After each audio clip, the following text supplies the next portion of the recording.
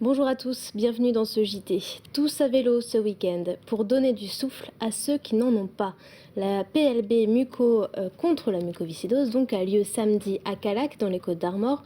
On en parle dans un instant avec notre invité Dominique Foïs, président de l'association Pierre Le Bigot Mucoviscidose.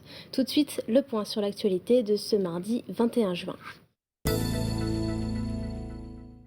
J-1 pour les soldes. Dès demain et jusqu'au 26 juillet, la plupart des commerçants vont mettre en vente leurs produits à prix réduit. Cette année, à une date très avancée. Alors, est-ce que cela va faire le beau temps des commerçants? La réponse à Brest avec Frédéric Lorenzo. Hasard du calendrier, les soldes débutent cette année le 22 juin. Rien d'anormal, il s'agit toujours du 3e mercredi de juin. Un peu tôt dans la saison pour certains commerçants. Ça nous fait perdre à peu près une semaine de travail où on aurait pu vendre avec des marges un peu plus intéressantes pour nous. À l'origine, c'était le but des soldes, c'était de solder les invendus et pas faire du chiffre d'affaires et booster les ventes. Alors, les soldes jouent-elles toujours leur rôle? Dans ce magasin ouvert dans les années 50, on y est attaché et on y croit. Oh, je pense que les soldes, c'est un moment important dans la vie du commerçant. Je pense que oui, ça a un impact toujours. Les clientes aiment les soldes et aiment venir aux soldes. Déstockage, soldes flottantes, promotion Internet, les alternatives sont parfois utilisées artificiellement pour doper le chiffre d'affaires. Des pratiques connues, mais difficiles à contrôler. Oh, c'est pas le rôle de la CCI de regarder si les gens trichent. La CCI est là actuellement pour aider les commerçants, d'autant plus que, comme vous savez, à Brest, beaucoup de travaux. Donc la CCI est surtout là pour aider les commerçants, pas pour les embêter, au contraire. Ce mercredi, les soldes s'ouvrent pour 6 semaines. Certains ont déjà affiché leurs ambitions. Des nouvelles à présent d'Aurélien et Claudette, les deux agriculteurs que nous suivons depuis quelques mois. Souvenez-vous, tous deux souhaitent obtenir le label biologique. Pour ça, il faut en passer par des contrôles sur l'exploitation. Pour Claudette, c'était au début du mois. Cette fois, c'est au tour d'Aurélien. Erwan Losso a suivi le contrôle à Sizun. Nous retrouvons Aurélien sur son exploitation à Sizun en compagnie d'un contrôleur biologique. Passage obligatoire pour obtenir une certification bio pour ses légumes. Tout est passé en revue. Je regarde les intrants, le travail du sol, comment il a été fait, et puis la conduite de la culture légumière. Reste à vérifier ensuite les garanties sur les achats des plants, des semences et du terreau. L'organisme certificateur vérifie la traçabilité des produits, de la graine à la vente des légumes. Interdiction d'utiliser des produits phytosanitaires type désherbant. On n'a pas de garantie comme quoi c'est utilisable en bio, donc moi je préfère que vous 100% organique, d'accord, mais je préfère que vous en sépariez. C'est un purin d'ortie, ça va sentir bon. Ouais, je confirme que c'est du purin d'ortie. Voilà, donc le terreau. Donc il faut un terreau homologué en agriculture biologique, celui-ci l'est. Aurélien devient agriculteur biologique par conviction. Pour lui, ces conditions ne sont pas des contraintes. Donc aujourd'hui ça se passe bien, jusqu'à présent. Après, moi, de toute façon, j'ai rien à me reprocher. Le contrôle permet de valider le bio, mais étant donné que j'ai choisi d'être contrôlé, c'est pas pris comme une sanction, le contrôle, quoi. C'est pas un poids spécialement, quoi. Claudette a passé son premier contrôle au début du mois. Elle est admissible. Ces deux agriculteurs recevront le certificateur une fois par an et de temps en temps, de façon inopinée.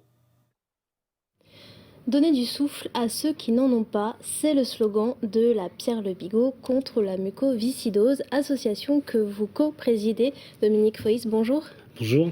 Alors vous venez des Côtes-d'Armor pour nous parler d'un événement qui attire chaque année des milliers de cyclistes à Callac. C'est la fête du vélo et de l'espoir. Expliquez-nous le principe de cette manifestation. C'est un ensemble de passionnés de vélo qui se rejoignent à Callac pour effectuer divers parcours avec plusieurs options et surtout récupérer des fonds. Leur engagement, c'est un don et pour récupérer des fonds pour la lutte contre la mucoviscidose. Alors, vous parlez de différents parcours. Je crois que le plus grand fait 127 km. Non, 155 km. 155 km pour le plus C'est grand, la 5e option. qui se fait en deux versions, cyclotourisme et cyclosportive. Et ensuite, on redescend 100 km, 60 km et 27 km, là, qui se font en cyclotourisme. Les deux plus petits, c'est généralement pour le clan familial, hein, les parents et les enfants qui ont envie de participer pour donner du souffle à ceux qui n'en ont pas. Alors, ce rassemblement est devenu, au fil des années, une des plus importantes épreuves cyclistes de France. On va le voir sur les images tournées l'année dernière. Ça s'est passé à Calac, le départ. Voilà. Combien y a-t-il eu de participants l'an passé? L'année dernière, 6856 participants. Et cette année, record battu. Et cette année, combien à d'inscrits 12 heures, on était en avance sur le nombre d'inscrits. On peut encore s'inscrire d'ici vendredi midi par Internet. Et sinon, sur place, à partir de 15 heures vendredi. Et on espère franchir la barre des 7000 participants. donc cette histoire a commencé, à la base, vous étiez un millier de participants. Voilà, C'était quand, quoi, en 92? 12. Voilà, Un millier de lorsque participants. Daniel Bercotte, président fondateur, qui est un des coprésidents également, a créé cette course, hein, on va dire. Il y avait à peu près 1000 participants. Aujourd'hui, 6856. Qui viennent de toute la région Bretagne, De toute la France. toute la France. Toute la France, même en dehors de l'Hexagone. On a 15% des participants qui sont en dehors de la région Bretagne. Mhm. Et puis, on a des gens qui viennent d'Italie, de Belgique, d'Angleterre, d'Espagne. Donc des grands sportifs, ou pas de seulement. grands sportifs, des passionnés et qui aiment la région et qui aiment notre course, qui est, je rappelle, quand même la première en Europe à but humanitaire en nombre de participants et la troisième en nombre de participants au niveau national. Qu'est-ce qui explique un tel succès? Eh ben, on a tout basé sur la qualité de l'épreuve, qualité de réception. Ça ne comprend pas que autour du vélo, c'est aussi le repas qui est offert par les agriculteurs du centre Bretagne qui se sont mobilisés, 7000 repas qui confectionnent. C'est un cadeau souvenir qui est attribué, mais c'est aussi autour le tourisme et le commerce local qui travaillent. Puis il y a évidemment cette cause, donc la mucoviscidose.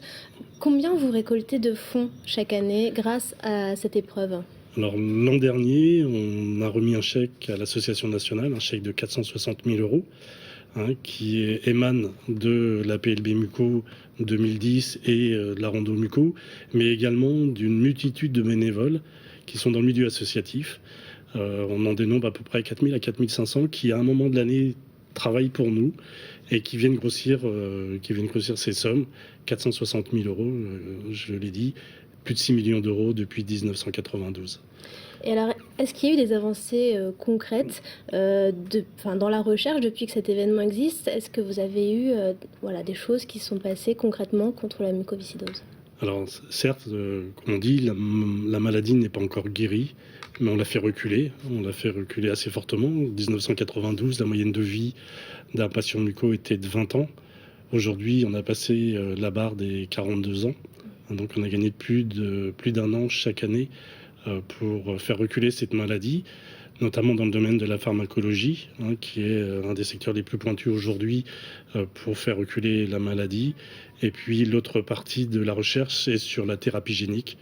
Les chercheurs, notamment à Brest, le professeur Ferrec, s'attachent à neutraliser le gène de la mucoviscidose. Donc je rappelle que la PLB Muco a lieu samedi 25 juin. On peut encore s'inscrire sur le site, vous le rappeliez tout à l'heure, c'est le www.lapierrebigot-muco.org. Merci beaucoup Dominique Foïs d'être venu nous parler de cet événement. Et puis, puisque l'on parle de solidarité, parlons fête de la musique. C'est aujourd'hui dans les rues et dans la plupart des villes du Finistère. Mais tout le monde a droit à ce moment de détente, même en prison, même dans les hôpitaux. Erwan Lousseau s'est rendu à la Cavale Blanche et à l'hôpital Morvan à Brest. On se quitte sur cette séquence musicale. Au revoir.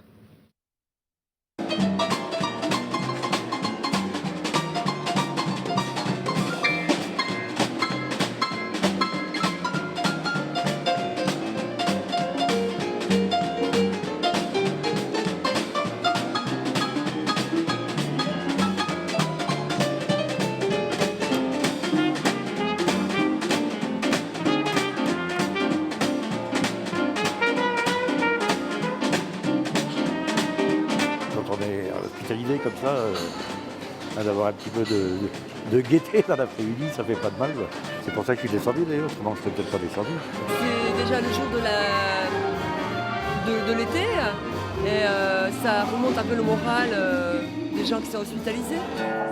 C'était un hippopotame qui s'appelait Momo l'hippopo. C'était un drôle d'animal,